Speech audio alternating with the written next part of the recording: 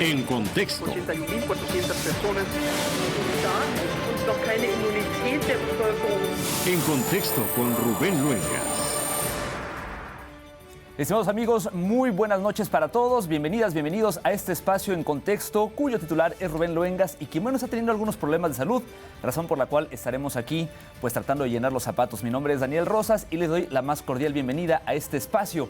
Hoy vamos a tocar dos temas que sin duda van a ser de mucho interés. El primero de ellos, pues las elecciones en Colombia. Viene un personaje como Gustavo Petro, que puede ser el primer presidente de izquierda en aquella nación. Y más allá de todo esto, estaremos poniendo en contexto qué significa la llegada de otro presidente de izquierda, cómo se fortalece el movimiento de izquierda latinoamericano y qué representa además en un contexto de una nación que puede ser considerada como un estado, o que fue considerado como un estado pues, en emergencia, de crisis. Y un segundo tema será el de la libertad de prensa y de expresión.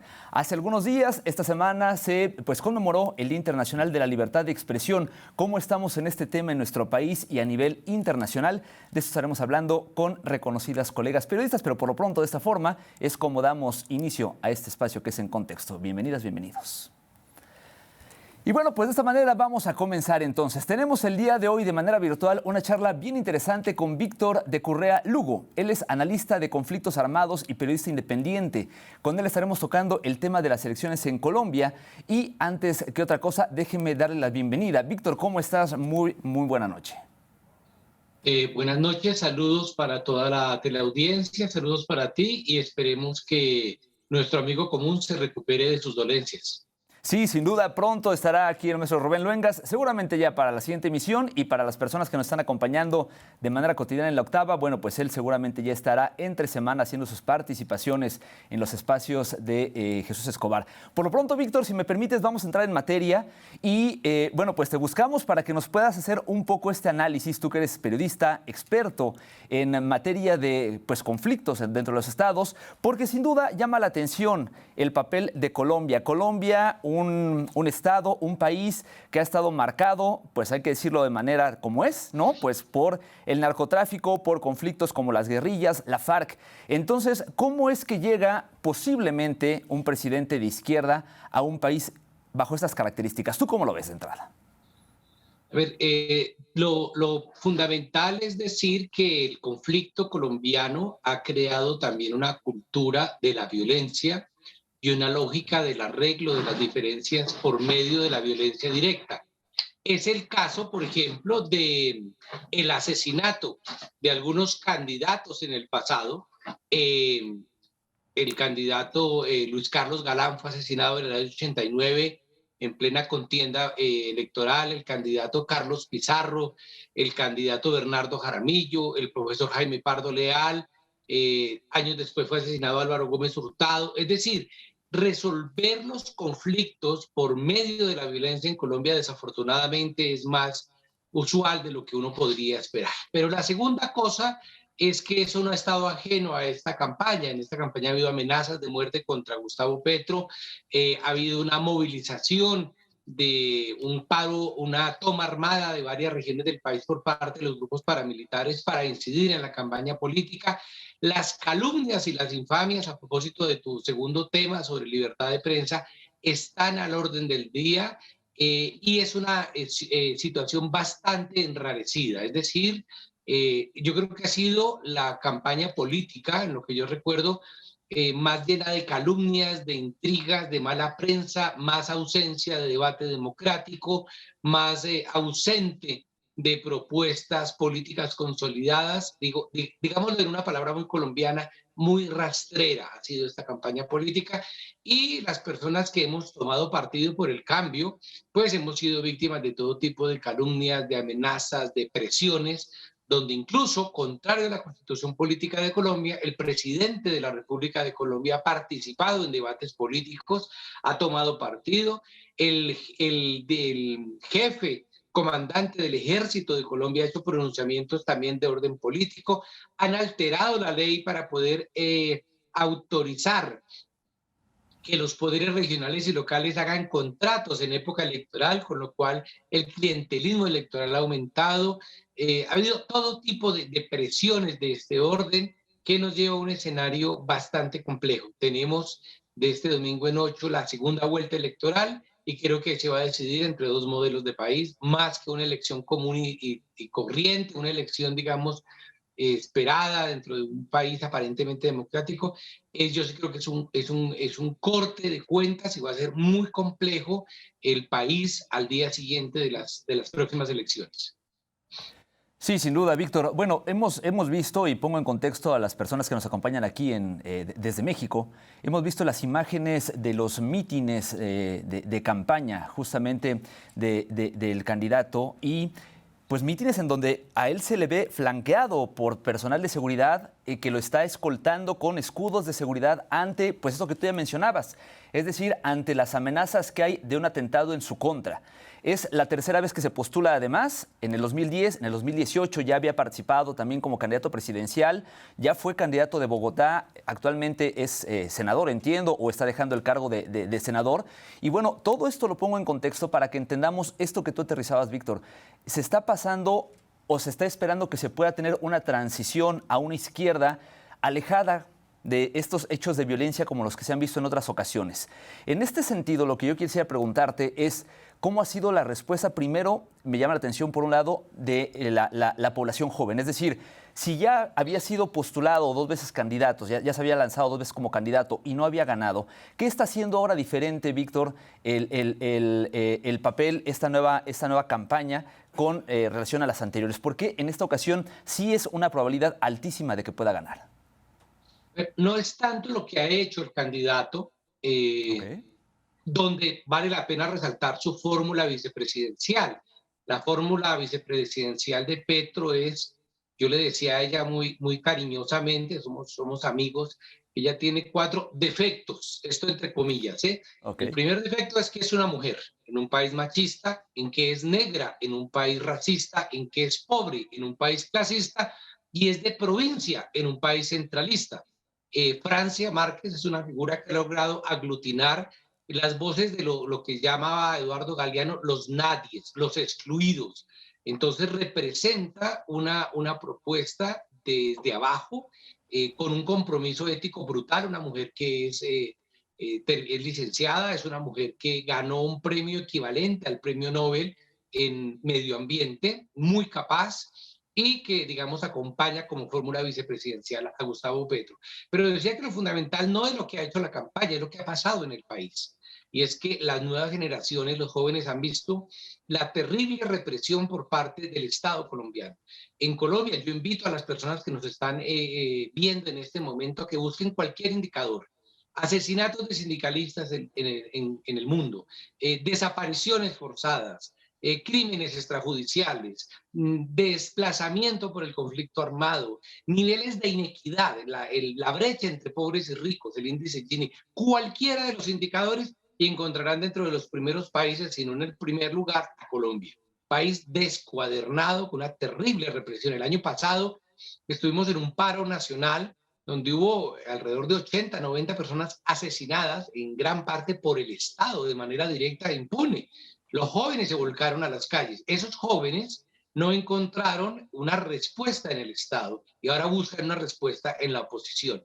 Pero igualmente las mujeres que han sido profundamente marginadas de la política ahora se incorporan porque las banderas que recoge Gustavo Petro y las que representa Francia Márquez reconocen una igualdad de género, una política de género que es de alguna manera, de muchas maneras, rompedora del statu quo. Por tanto, el voto que se está sumando a Gustavo Petro es el voto de los jóvenes y el voto de las mujeres. Pero además de eso hay una cosa importante, hay unos sectores, incluso de los partidos tradicionales, incluso de lo que se llama el centro en Colombia, que se han manifestado abiertamente a favor de un cambio. Por eso lo que representa es mucho y por eso las élites han actuado por una conjugación de factores en contra de la candidatura. La primera, el fraude electoral. Nosotros tuvimos unas elecciones en marzo pasado al Parlamento, donde finalmente hubo un reconteo de votos, y pues, no un reconteo de votos, perdonen por el lapsus, una revisión de algunas de las actas, y nos encontramos con que más de 700.000 votos que se le habían ocultado a la bancada que respalda al candidato Petro aparecieron. Es decir, hubo un fraude o alteraciones en el conteo de votos en el 26% de las mesas electorales del país. Eso es brutal. Eso se llama fraude, así otros lo quieran llamar de otra manera. Entonces tenemos el riesgo de fraude. Tenemos el riesgo de la amenaza directa. Por eso Francia y Gustavo Petro han tenido que salir con esquemas de protección muy sólidos en los mítines que han llenado plazas como no se hacía durante muchos años en Colombia. Y la tercera cosa es el desprestigio. Entonces son las calumnias brutales que se elaboran a través de las redes sociales. Entonces tratan de enlodar a Gustavo Petro con todo tipo de prácticas. Es cierto, Gustavo Petro fue guerrillero y él dejó las armas hace 32 años para sumarse a la política. Y es parte del proceso democrático que queremos. Entonces, mucha gente dice en Colombia no los queremos en el monte echando bala, como decimos en Colombia, disparando, sino en la ciudad echando lengua, es decir, dando el discurso democrático. Ese cambio es brutal y esa apuesta política hay que respaldarla precisamente para sacar la violencia de la política. Entonces, en ese sentido, sí, él fue guerrillero, no cumplió ninguna labor importante de mando armado ni tareas militares, es decir, le da la cara al país abiertamente, y más que él como figura, se recoge su propuesta política.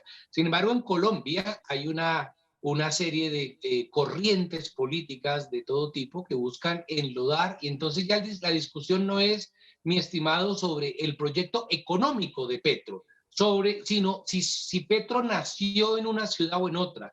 No es sobre la propuesta política de Petro, sino sobre Petro fue o no guerrillero. Y hay una serie de presiones sobre su vida personal que intentan colocarse sobre la mesa. Eso de atacar personalizando para negar la libertad de expresión, para negar los derechos políticos, se ha vuelto una costumbre en este país. Y bueno, a propósito de que tocabas este tema de los ataques, entiendo que han sido en las dos vías. Por un lado, pues el candidato Petro ha estado denunciando esto de lo que ya nos platicabas tú, Víctor, el fraude, el cambio de la ley. Y por el otro lado, en contrasentido, pues a él lo están atacando de esto que han llamado los petrovideos. Es decir, filtraciones en donde pues algún asesor de campaña está por ahí llamando a cómo debería hacerse vía redes sociales pues un ataque hacia su contrincante.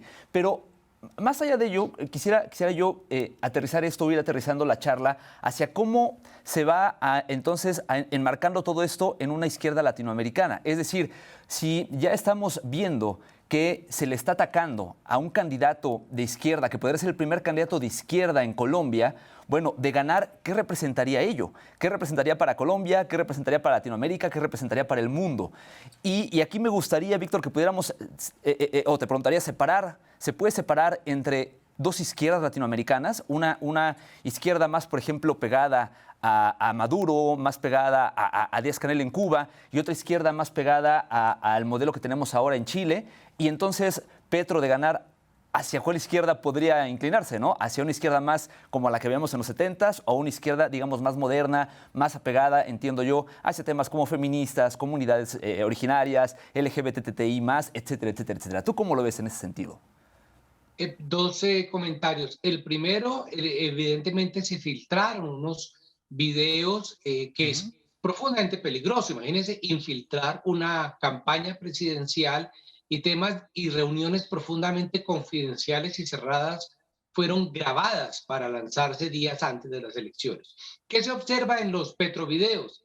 Pues gente haciendo política. Max Weber decía, la política no es de ángeles, y sería absolutamente tonto pensar que, hagamos el símil, la selección de fútbol de México se enfrenta a la selección de fútbol de Colombia. Pues hombre, ahí van a haber una serie de expresiones comunes de, oiga, bloquea aquel, avance por el centro, aproveche las debilidades del otro, porque eso es la política. Entonces me parece que se busca, la política no es de ángeles, satanizar eso. Ahora, Petro ha dicho algo contundente que yo quiero que la teleaudiencia lo tenga pendiente. Petro dijo, si yo estoy cometiendo un solo delito que se demuestre en esos petrovideos, renuncio a mi candidatura presidencial. de esa talla ha sido Gustavo Petro. Es decir, si ahí estoy cometiendo un delito. El problema es que ahí se reúnen no para desaparecer personas como en Colombia, no para pasar jóvenes como guerrilleros, no para imponer reformas tributarias retroactivas, no, para hablar de política. Y la política es eso, la política es una cosa descarnada y lo saben los mexicanos y lo saben los colombianos, lo primero. Lo segundo, más que un problema de qué izquierdas, es que entendamos que hay muchas izquierdas. El problema también está en que Petro no representa, y esto por favor tómenlo con pinzas, no quiero ser malinterpretado, Petro es una persona liberal, no neoliberal, no, una persona liberal social, del pensamiento de John Rawls, del pensamiento de Piketty, del pensamiento de Amartya Sen, premios Nobel de Economía, donde plantea dentro del capitalismo unas reformas de justicia social. Es decir, uno diría es una izquierda muy tipo socialdemócrata, muy pensando en el modelo sueco-holandés, si ustedes quieren, con todas las diferencias que se quieran. Pero es eso, no se está pensando en la imposición. Por eso es absolutamente torpe cuando se dice desde algunas círculos políticos de Colombia que Petro obedece al comunismo o al castrochavismo o a figuras de estas. Yo lo que veo es que cada país está encontrando un modelo diferente, pero fíjense que en Venezuela, con todo lo que podamos criticar, finalmente el ADECO y el COPEI aceptaron, los ADECOS y los copellanos, el triunfo de Chávez de manera electoral. Y en Brasil se aceptó el triunfo de Lula y en Chile se aceptó el triunfo de Boris. Nunca en la historia política del país llamado Colombia jamás ha gobernado un presidente de izquierda, jamás, absolutamente nunca. Y las veces que lo ha intentado ha sido eliminado moralmente, políticamente, o eliminado físicamente. Entonces nos encontramos ante un escenario que es único. Ahora, ¿qué es lo importante? No gratuitamente a Colombia la llaman la Israel de América Latina. Colombia es un país donde el peso de Estados Unidos es brutal, su presencia militar es real, su uso como cabeza de playa para atacar a Venezuela es real, su discurso de la seguridad interna y luego de la guerra contra el terror es real y por tanto se vuelve un elemento de cambio fundamental. Yo creo que puede ser muy interesante, no porque obedezca, es que ni siquiera es un problema, mi estimado, de castrochavismo ni de marxismo, es un problema de justicia social, es un problema de que la riqueza se distribuya de otra manera, de que los ricos paguen impuestos, de que los campesinos tengan acceso a la tierra. Pero Colombia es tan feudal, y con esto te doy el paso a la siguiente pregunta, Colombia es tan feudal que un proceso de modernización de la zona rural le aterra a las élites locales. Somos tan premodernos que un proceso de modernización del Estado, de crear mercado nacional, de incorporación de las zonas marginadas del país, ya le da pánico a los ricos de este país. Entonces, parece que cualquier intento, siquiera democrático, siquiera capitalista moderno, siquiera rusoniano, ya les parece a ellos la revolución total y absoluta cuando no lo es. Víctor, se nos termina el tiempo, pero me quedo un minutito y no quiero dejar de preguntarte tu opinión sobre un tema importante. Dentro de lo que él ha planteado como parte de su propuesta está pues justamente el tema del narcotráfico, la relación con los Estados Unidos. Él ha dicho que pues sí, estaría buscando que haya acuerdos con los Estados Unidos, pero que no pueden ser acuerdos unilaterales. Y en este sentido, bueno, pues se enmarcan las extradiciones de personas detenidas por narcotráfico, la intervención de los Estados Unidos en los programas de contención de narcotráfico en Colombia. ¿Tú crees que sea necesario que siga manteniendo o más bien, cómo tendría que ser el cambio de la relación entre Colombia con los Estados Unidos en caso de que Petro llegue a la presidencia, Víctor? A ver, yo lo que creo y lo que espero, además en mi labor académica como internacionalista, es que volvamos a un mundo multipolar, que el nuevo gobierno de Gustavo Petro y Francia Márquez sean capaces de mirar que hay diferentes poderes en el mundo, que dejemos de ser, y lo digo de manera directa, escueta y hasta grosera, arrodillados frente a los Estados Unidos de la manera en que Colombia lo ha sido. Claro, Estados Unidos es un actor internacional con el que hay que mantener relaciones, pero por ejemplo, y eso lo ha dicho Petro, claro, hay que abrir relaciones internacionales que no las tenemos con Venezuela. Con Venezuela compartimos 2.200 kilómetros de frontera. tenemos una economía de frontera importante, tenemos una presencia migratoria de casi 2 millones de venezolanos en el territorio colombiano y tenemos cerradas las relaciones internacionales, lo que me parece un exabrupto.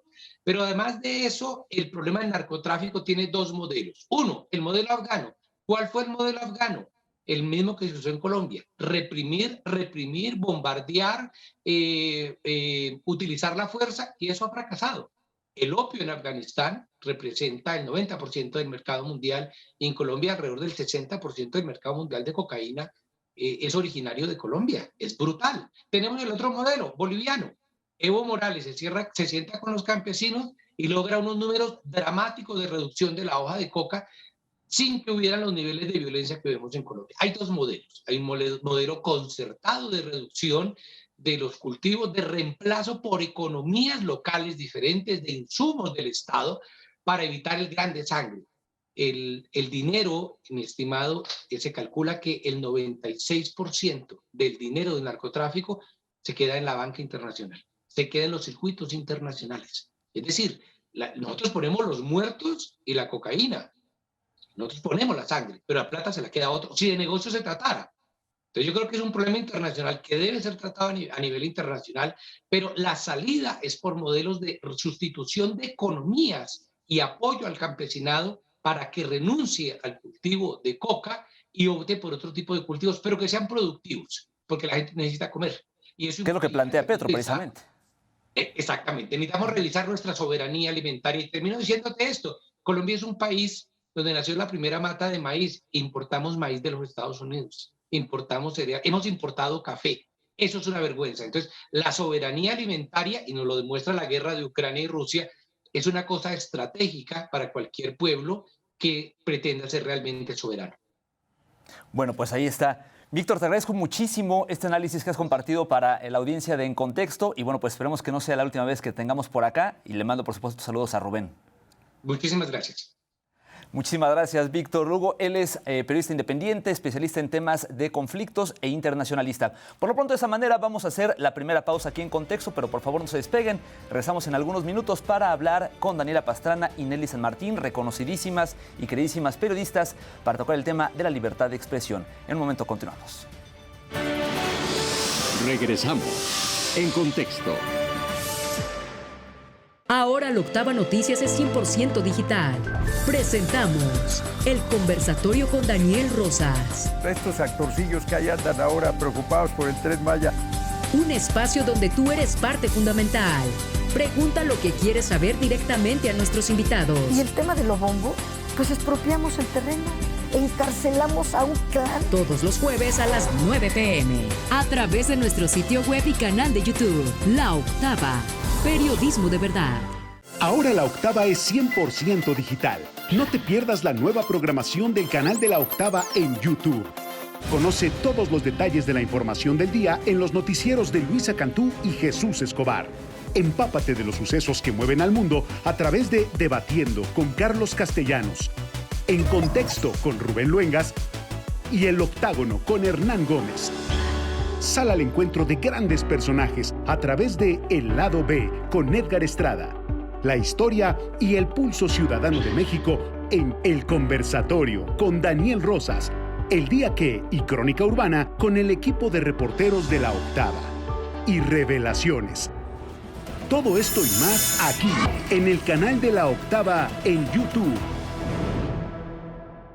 Ahora la Octava Noticias es 100% digital. Entrevistas con enfoque personal, divertido y muy humano. Entérate de los gustos, qué piensan y sueñan los políticos y funcionarios más allá de su compromiso con la nación. Pero me encanta ir a la Viga. Todo el día es latino.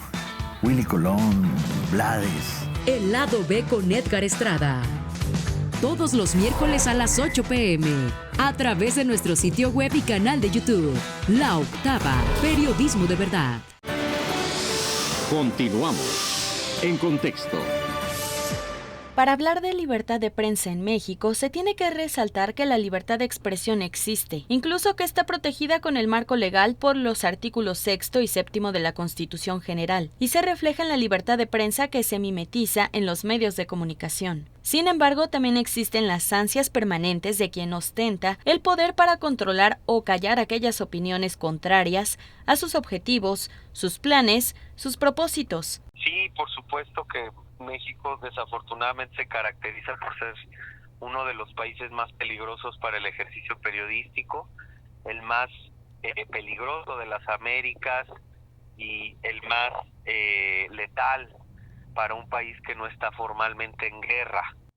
México es considerado el país más peligroso del mundo para ser periodista, según el último ranking sobre la libertad de prensa publicado por Reporteros Sin Fronteras. En lo que va del año, 11 periodistas han sido asesinados, 9 de ellos por una conexión directa con su actividad periodística. Desde el 2006, al menos 140 periodistas han sido asesinados y 30 han desaparecido, según datos de la organización mexicana Propuesta Cívica. Existe una violencia que podríamos llamar extendida en el país, principalmente en las regiones donde el periodismo tiene pocas garantías y pocas estructuras que pues faciliten el trabajo profesional de los comunicadores.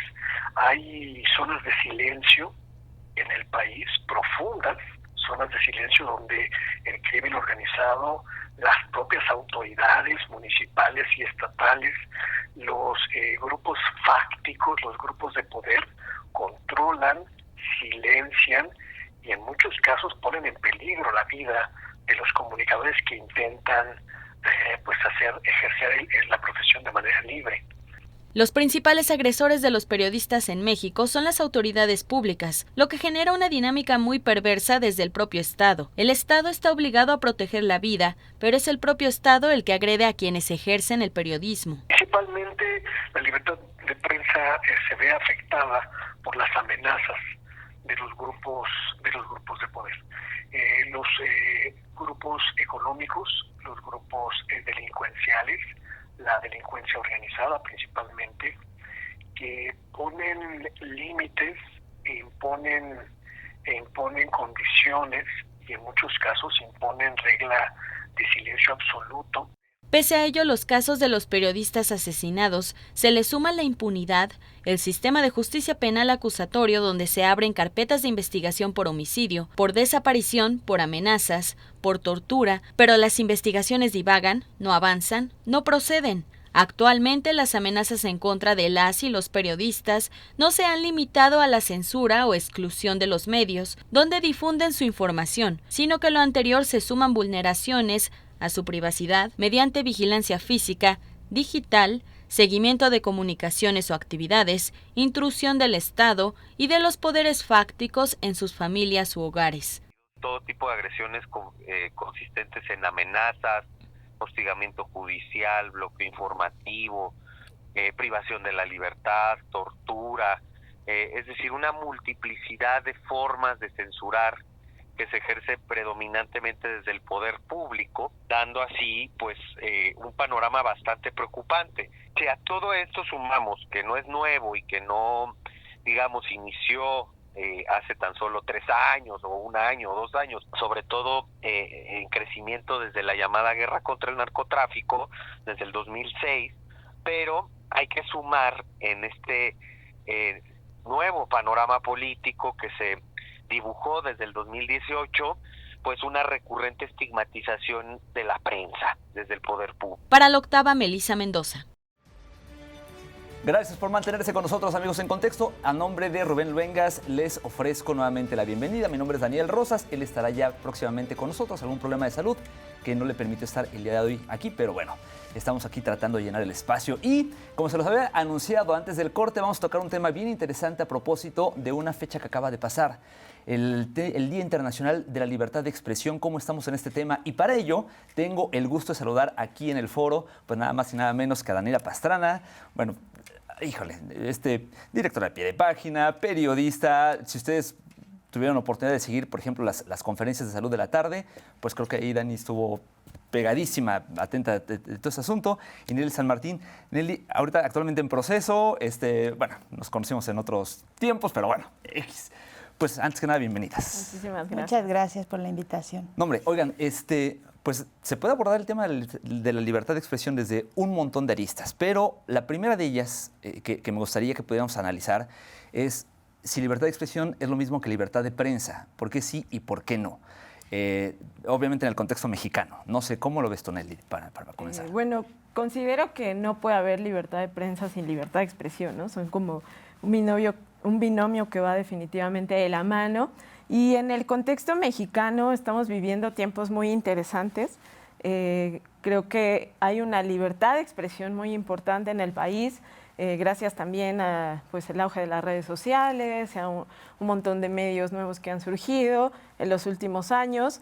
Y en cuanto a la libertad de prensa, pasa un fenómeno interesante, que es el de la autocensura.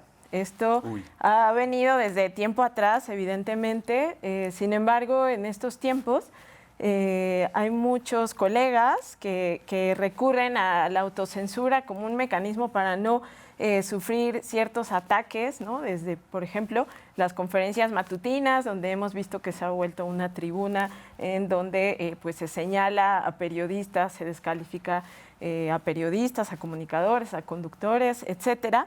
Y, sin embargo, me gustaría hablar de cómo ha transitado en los últimos años, porque definitivamente ya no estamos en los tiempos, por ejemplo, de Calderón, Enrique Peña Nieto, ¿no? Donde veíamos que Carmen Aristegui, creo que es un ejemplo muy claro, pues se podía salir del aire, ¿no? Si cuestionaba un supuesto tema de alcoholismo del presidente Calderón, o si realizaba una investigación periodística como fue la Casa Blanca o la casa de Luis Videgaray. Pero, por ejemplo, ella es un ejemplo de que, si bien ya no hay ese tipo de censura, donde desde Los Pinos se llamaba al director del medio, con los dueños de los medios se acordaba este tipo de situaciones, ahora ella, por ejemplo, es atacada desde la mañanera, ¿no? Es el tipo ahora de censura que vemos, que desde la mañanera se incentiva el ataque de la profesión, del trabajo periodístico.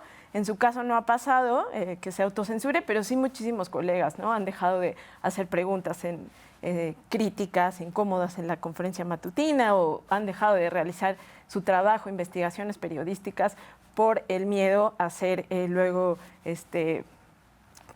criticados, ¿no? Desde esta tribuna, desde este espacio de poder. Creo que en algunos casos hasta han dejado de preguntar. Ya déjate de preguntar cosas interesantes. Maestra Daniela Pastrana, a reserva de lo que pues, nos quieras comentar de lo que decía Nelly, además quisiera preguntarte algo. El tema a propósito, por ejemplo, de las mañaneras, de estos nuevos personajes, de lo que decía la relación con los medios, se ha dado como ahora esta corriente. No sé si lo escuché, pero no sé si es correcto decir un nuevo periodismo, en el que dicen que en México deberíamos nosotros, como en otros países, desde el periodismo tomar una postura, y de repente se habla hasta de militancia. Digo, quienes estudiamos periodismo ya hace algunos años nos decían, no, el periodismo tiene que ser pues, lo más objetivo posible, si bien no existe, pero además crítico del poder. Y lo saco a colación a propósito de lo que decía Nelly de Carmen. O sea, Carmen fue crítica de Calderón, fue crítica de Peña, y ahora que es crítica de Andrés Manuel, entonces ya no les gusta, y ya ahora ya es la paladina y de no sé qué otras cosas. ¿Tú crees que el periodismo debería ser militante o tomar alguna postura? Bueno, a ver, es que el tema es muy amplio. Yo creo que el periodismo tiene que hacer, los periodistas ahora, quienes estamos dedicados a esto, tenemos que hacer una reflexión muy profunda de para qué hacemos periodismo. Porque ahí está una respuesta o digamos un camino que seguimos haciendo el mismo periodismo que nos enseñaron a hacer. A todos nos dijeron eso que acabas de decir.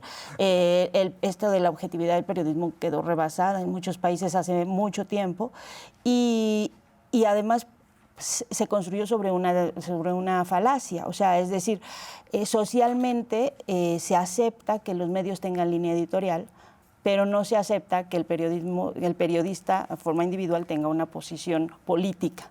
¿no? Entonces esa es una cosa que ya lo ves en un análisis más amplio, pues es una contradicción, o sea, ¿por qué el medio sí puede tener una línea editorial y eso sí es aceptado? Que no sea de derecha, que no sea de izquierda, que lo que sea.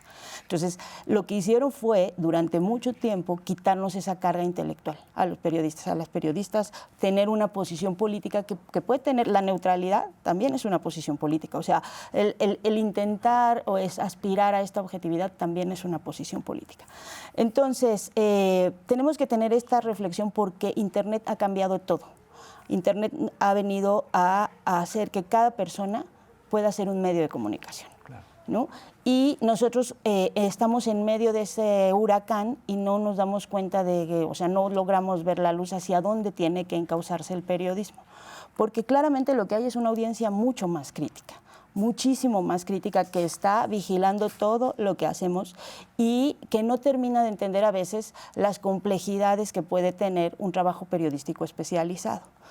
Entonces, lo que hay alrededor de eso es mucho ruido, pero hay mucho ruido porque nosotros no estamos tampoco deteniéndonos a pensar para qué queremos en estos momentos seguir haciendo periodismo y qué tipo de periodismo queremos hacer. Queremos hacerlo con los mismos referentes que antes, y lo acabo de ver, lo dije con el juicio de Amber y de Johnny Depp, ¿no? Y Amber Heard, y la diferencia entre lo que se publicaba en los medios, ¿no? Y la percepción de quienes vieron el juicio, que creo que fueron, no sé, creo que tuvo 400 millones de visitas en YouTube, es enorme, porque la gente lo estaba viendo. Y lo que leía en las noticias no era lo que estaba traduciendo. Y eso lo vimos con las elecciones de Trump, que nadie sabía, que ningún medio tenía claro que iba a ganar, con el no en el plebiscito de Colombia. O sea, el periodismo está repitiendo los códigos de análisis político y de análisis y de traducción de la realidad que hacía antes y que ya no está sirviendo para esta audiencia crítica. Entonces yo creo que por ahí es un tema que nos falta explorar mucho y que se inserta en esto mismo de las conferencias de la mañana, que yo ahí tengo unas diferencias porque pues nosotros insistimos en estar ahí. Y hemos insistido, además, he ido yo, ha ido Arturo, ha ido, bueno, Reina. No creo que haya habido nadie en redes sociales que le hayan dicho tantas cosas como a Reina, porque no le gusta a mucha gente la actitud que tiene con el presidente, pero siempre hemos tenido posibilidad de estar. Y siempre hemos tenido posibilidad de preguntar. Sí. Preguntas incómodas. A veces sí hay momentos en los que no le gusta la pregunta y te das cuenta, pero siempre tienes esa posibilidad. Y yo creo que si la mayoría de los periodistas que tienen más experiencia en este país se apropiaran de ese espacio sería muchísimo más útil de lo que es ahora, ¿no? Porque lo que ha pasado es que en este pleito, en esta separación que hay entre muchos de los periodistas de más tiempo y la visión del presidente de lo que debe ser, o lo que él cree que debe ser la prensa, lo que ha pasado es que pues dejaron de ir los que al principio se iban. Y pues entonces el espacio, que sería un espacio muy útil para la ciudadanía si tuviera realmente a periodistas más experimentados ahí, pues se ha perdido, o sea, se desperdicia bastante. Sí, porque la libertad de expresión pues también, ¿no? Y de prensa se defiende, y lo que ha ocurrido es que han cedido mucho estos espacios por como tal vez conformismo y también miedo, ¿no? Esta confrontación.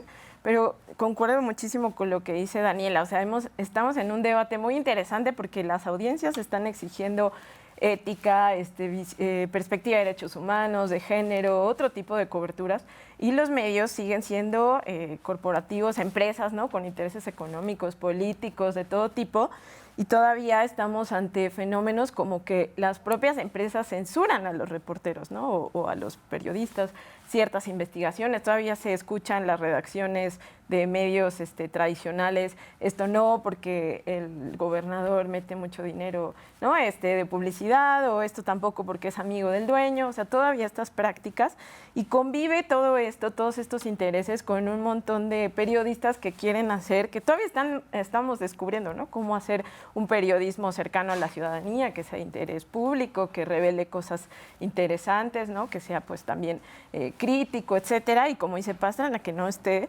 peleado con el que tengamos posturas políticas, ¿no? Finalmente somos personas, ciudadanos, votamos o no, ¿no? Tenemos nuestras propias ideologías. Entonces es muy interesante el debate. Yo creo que has tocado un tema bien interesante, bien delicado, porque al final de cuentas las empresas periodísticas son eso, son empresas, ¿no? Y curiosamente, a mí me ha llamado mucho la atención y he sido, pues, en otros momentos críticos de la gente cuando nos atacan los medios de comunicación, porque siempre nos dicen, es que los chayoteros, es que no sé qué. Pero esa gente que normalmente, o cuando menos desde mi experiencia, que me ha atacado, es gente pues, que ha visto los medios tradicionales, no los medios públicos. Y entonces, pues, lo que pasa es que le digo, es que esta es una empresa, o sea, al final de cuentas, pues podemos o deberíamos ser más críticos con los medios públicos que están financiados con nuestros impuestos, y de repente, pues no es así, pero tampoco, o sea, también entiendo que la gente no tiene la obligación de conocer ese tipo de detalles, ¿no? Y entonces, en este entendido, yo quisiera entonces, pues, preguntarles cómo ven la entrada, por ejemplo, de nuevos actores. Yo estoy de acuerdo, le hemos dejado el espacio de la conferencia mañanera de repente a otro tipo de actores, otro tipo de personajes, y muchos colegas han dicho es que se ha vuelto es un espacio de gestión más que una conferencia de prensa. Pero la realidad es que también pues, tenemos nuevos actores en el modelo periodístico. Los youtubers, o sea, que no dejan de ser reporteros. Aunque ellos quieran deslindarse, pues no dejan de ser reporteros. O sea, los youtubers pues, están reporteando. Y entonces ahora tenemos pues, a ellos, y yo no sé, la verdad, si valga la pena pelearse con ellos. Más bien deberíamos como comenzar a enriquecernos, porque ellos, desde mi punto de vista, han hecho algo que nosotros dejamos de hacer, que es un periodismo cercano a la gente. Ellos van, platican con la gente y luego llevan esta posición. Pero no lo sé, a lo mejor yo estoy aventando nada más una bala al aire a ver ustedes qué dicen. Yo sí creo que cabemos todos, ¿no? Yo lo que creo es que hay distintos niveles. O sea, claramente hay personas que van ahí que tienen una agenda, y que una agenda que puede no ser precisamente muy periodística, ¿no? Y se nota. O sea, se nota claramente a veces quienes llevan una agenda de empresarios de Sonora, por ejemplo, cosas así, y lo vemos, todo, lo vemos. Creo que eso no es bueno. O sea, porque justamente la falta de entendimiento de muchas personas de lo que implica el trabajo periodístico no tiene suficientes herramientas aún las personas que están viendo eso para distinguirlo. Nosotros que estamos dentro de este trabajo hace muchos años, pues los identificamos, pero no necesariamente toda la gente. Entonces, ahí es un tema difícil que yo creo que sí tendría que tener muchísimos más controles, porque sí hay gente que va a gestionar y que va a gestionar con una agenda que a veces puede ser personal, pero en unos casos, creo yo, porque a todos alguna vez nos han preguntado que si cobramos por hacer preguntas en la conferencia. Sí. Y eso es una derivación directa de cómo funcionan estas personas. No son todas, claramente. Y hay otros que y yo sí, incluso con el equipo de Pie de Página lo he platicado. O sea, yo he seguido los programas que tienen algunas de las personas que están ahí y que tienen programa en la mañana y que tienen programa en la tarde. Dice, sí, sin esta sofisticación de quienes estudiamos comunicación o periodismo o la maestría en comunicación o lo que sea, con herramientas más limitadas, pero están haciendo a veces un periodismo que no vemos de otros colegas que están, digamos, que ya instalados en la comodidad y en el confort que te puede dar estar en un medio con una línea editorial definida y con un sueldo fijo, ¿no? Y a veces ves mucho más periodismo en estos otros espacios, ¿no? Sí. Pero el problema es que la gente no tiene todavía esas herramientas para identificar quién es quién. Y entonces en esa mezcla pues se hace de todo y nos meten a todos en el mismo costal, absolutamente a todos, incluso medios públicos, y dentro de medios privados también hay mucha gente que está haciendo buen periodismo. Es más, en todos los espacios. En Mexicanos contra la Corrupción también hay colegas que están haciendo buen periodismo. O sea, es que lo que no se termina de entender es que el periodismo trabaja con una cosa que es fundamental para todas las sociedades, que es la información. Y sobre ese gran tesoro que es la información, pues han matado, han robado, se han apropiado, no por nada los grandes millonarios del mundo pues compran medios de comunicación, plataformas de gestión de contenidos, pues porque la información es un elemento que permite tener control sobre poblaciones, la información o la no información. Entonces es un tema central que requiere especialización, o sea que sí requiere años de estudio. El periodismo es una de las carreras que necesita más estudio. Justo en las conferencias de salud, bueno, pues yo había cosas en las que yo estaba en ceros, ¿no? En ceros, y dices, no sé nada ni de genética, ni de temas de sangre. Tienes mucha información que no sabes cómo descifrarla y tienes que irte especializando también en ese tema. Cómo funciona un virus o cuál es. Entonces, y si vas a trabajar el tema, dices, bueno, ¿cómo haces notas de la inflación si no sabes, o del desempleo si no sabes cómo se mide el desempleo, ¿no? Entonces, requiere especialización, y eso es una cosa que no se ve en este ruido y en esta mezcla de que cualquiera puede ir a hacer una pregunta. Y ahí volvemos al tema de la diferencia de libertad de expresión y libertad de prensa. Porque la libertad de expresión es un derecho llave que te permite y te abre todos los demás derechos, ¿no? O sea, es lo que así le llaman, ¿no? Un derecho llave. Que tiene también sus diferencias. En Estados Unidos, por ejemplo, la discusión teórica sobre libertad de expresión es, tú puedes decir lo que sea, siempre y cuando no pases a la acción.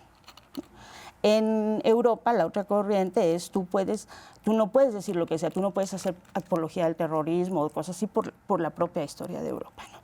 En México no hemos llegado a esa discusión teórica, ni mucho menos, pero la libertad de expresión te abre un abanico de posibilidades, pero al mismo tiempo se puede confrontar con muchos otros. Y la libertad de prensa, pues ese es otro tema. Ese es un tema que tiene que ver con cómo son las relaciones, y es una relación de un poder muy fuerte, que son los medios de comunicación en la historia, que siempre han tenido un poder muy fuerte, de contrapeso hacia los poderes de gobierno de un Estado, que es necesario. O sea, ese contrapeso es necesario. Ahora, el problema es que se entiende ese contrapeso como tienes que criticar todo. Y hay cosas que no necesariamente son criticables. Son muy pocos los casos, y sí existen, de que en los que no puedes encontrar nada positivo. Y les voy a nada más poner un ejemplo. Cuando estábamos haciendo el libro de los gobernadores, que eran perfiles de gobernadores, a mí me tocó hacer el de Javier Duarte, y el editor, justamente el que estaba coordinando, me decía, hasta el dictador más dictador tiene algo positivo. Algo positivo en su gobierno, algo que deja de legado por alguna cosa y por eso la gente lo quiere. Entonces, búscale por ahí algo, y entonces el problema para mí era, no, o sea, es que justo por eso nadie lo quiere. No lo quieren ni los priistas, ni los veracruzanos, ni nadie, porque es difícil encontrar algo positivo en su gestión, ¿no? Pero en la mayoría de los casos, de todos los partidos políticos y de todos los momentos históricos, hay pros y contras. O sea, al PRI le debemos muchas instituciones que existen ahora, ¿no? El sistema de vacunación, una serie de cosas que se construyeron. Sobre eso se construyó el país. Ahora, se pervirtió, hay una enorme corrupción, se va a desaparecer. Todo eso es cierto, hay que criticarlo, pero tienes que ponderarlo así. Al PAN le debemos una enorme lucha por la democracia del país, cuando todavía no cobraban, los asaltaban ahí en las casillas y eso, pues los que peleaban eran ellos, ¿no? Ahora, pues tienen la parte moralina y eso, bueno, sí, claro, pero todos tienen esas luces y sombras.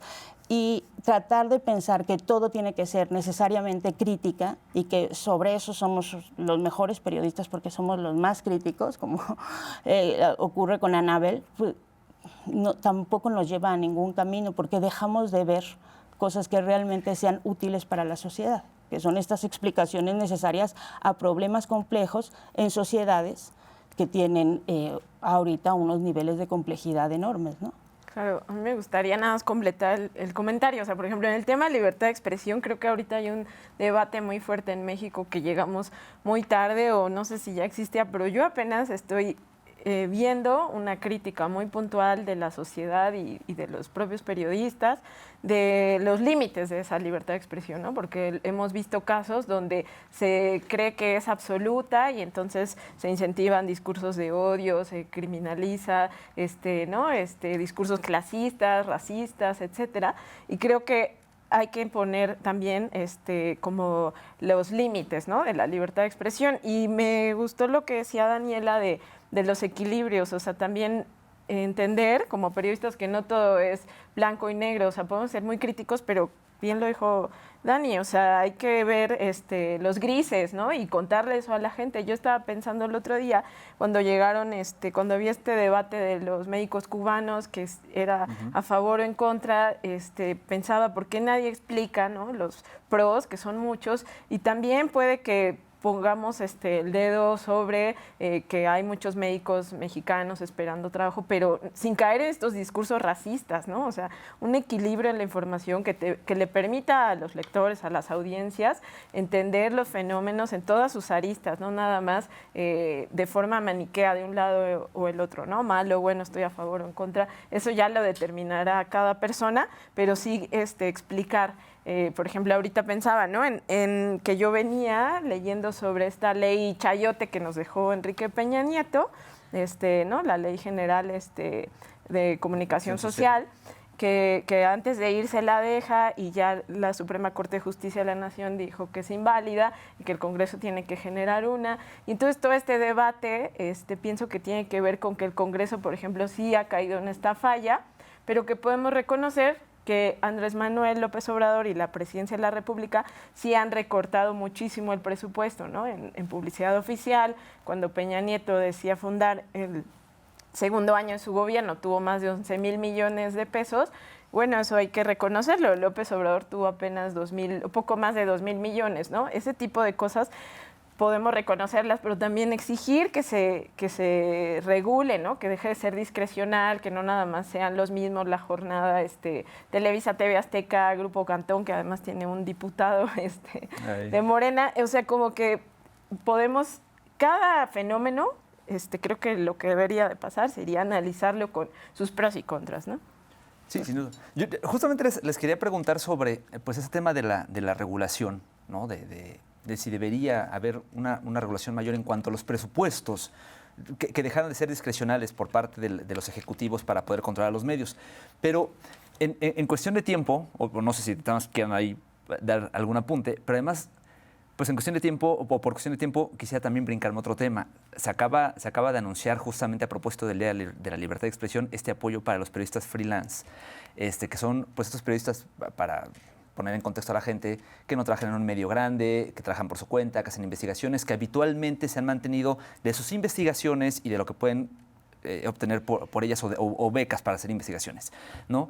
La verdad es que a mí me parece que como muchos de los otros programas tienen una buena intención, pero no un suficiente presupuesto. Pagarle a un periodista freelance 2,000 y tantos pesos, me parece que no es lo más adecuado, pero bueno, a lo mejor podría ser un buen saque, digamos, ¿no? No sé cómo lo vean ustedes, este tema, por ejemplo.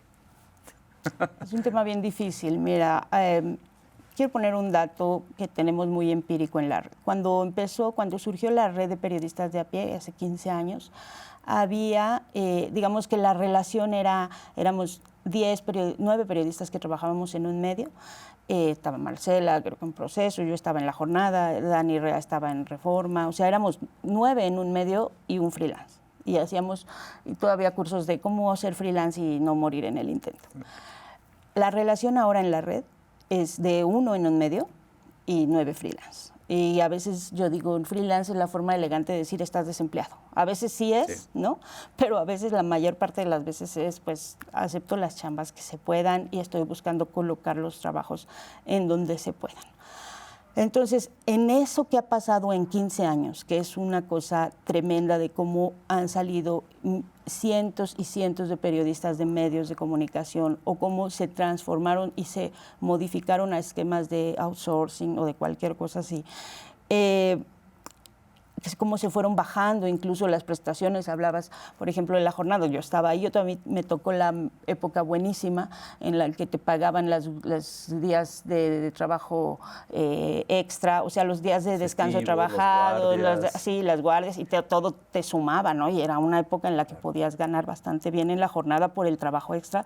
Eso se eliminó de la jornada, que era un medio que tenía esa particularidad, pero en general en todos los medios eso se fue reduciendo, las posibilidades de pagar, y los medios que han surgido de forma como alternativa y eso pues están en condiciones muy precarias. Entonces, en ese esquema, ¿no?, tratar de que se haga el intento de hacer algo, sobre todo después de esta pandemia que vimos que un tema central es el de la seguridad social, para que los periodistas, las periodistas puedan acceder a un derecho muy básico, que es el derecho a la salud, a mí me parece muy importante.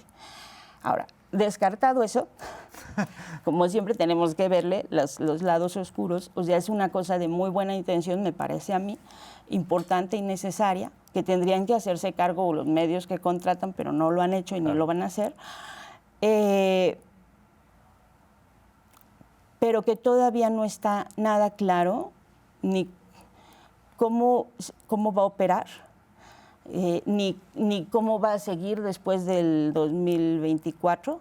O sea, no hay una construcción jurídica que nos permita determinar o definir la viabilidad de eso, ¿no? La viabilidad de ese proyecto o programa que puede ser una cosa buena para garantizar un derecho, digo, básico, que es el derecho a la salud, por no hablar de las posibilidades de tener Infonavit y cotizar y todas esas cosas, tener una pensión y una jubilación digna, pero que así como está presentado, todavía tiene tantos huecos y tantos hoyos negros que pues sí se presta a muchas especulaciones. O sea, yo quisiera, y eso lo comentaba ayer con Pepe Buendía, darle el beneficio de la duda y esperar a que opere, porque dentro de este comité que se formó hay periodistas a las que yo les tengo mucho reconocimiento. Pero es que se nos queda un minutito, déjame pasar la palabra acá rápido. Pues igual me parece muy importante que se reconozca, ¿no? Siento que es un reconocimiento al problema, también a la labor de estos periodistas que pues ejercen el periodismo en condiciones, bueno, en general lo hacemos precarias, pero ellos mucho más, en muchas veces en zonas de riesgo, sin ningún tipo de seguridad, de garantías. Entonces me parece importante este reconocimiento, como dice Dani, pues falta ver, ¿no?, cómo se va a ejecutar, cómo se va a llevar a cabo. En principio pues son una buena idea. Ojalá hubiera más presupuesto, ¿no?, para esto, porque definitivamente estamos en una situación donde los periodistas pues cada vez estamos más precarizados, cada vez tenemos pues menos oportunidades, ¿no?, de desarrollarnos, de tener un patrimonio, etcétera. Entonces sí me parece como fundamental que se reconociera desde la presidencia este problema, pero sí no desligar a los medios de comunicación, ¿no?, a las empresas, porque ellos son los que cada vez están haciéndose más de estos colaboradores para no pagar a alguien seguridad social y todos los todos los derechos que tendrían que pagarles. Este modelo se está implementando cada vez más de colaboradores, entonces ellos también tendrían que tomar parte, ¿no?, de responsabilidad en esto. Sí, sin duda. Bueno, es un tema que entiendo que por lo menos a nosotros tres nos apasiona durísimo, pero bueno, por cuestiones de tiempo les tengo que dar muchísimas las gracias, pero pues bueno, gracias por estar aquí. Nelly, Daniela. Gracias, Daniela. No, pues muchísimas gracias y gracias por ocuparse de este tema. Yo creo que la reflexión y que nos toca mucho pensar entre periodistas cómo le vamos a hacer, porque estamos justamente en este hoyo, en medio del huracán y necesitamos empezar a buscar salidas. Sí, como periodistas y en otros muchos ámbitos. Pero bueno, nos tenemos que despedir. Muchísimas gracias. Pues de esta manera es como les damos las gracias, amigos y amigas. Una emisión más de En Contexto. Por lo pronto, no se pierdan la próxima emisión el siguiente fin de semana. Ya estará seguramente con nosotros Rubén Luengas. Por ahora les decimos hasta la próxima. Oigan, pues...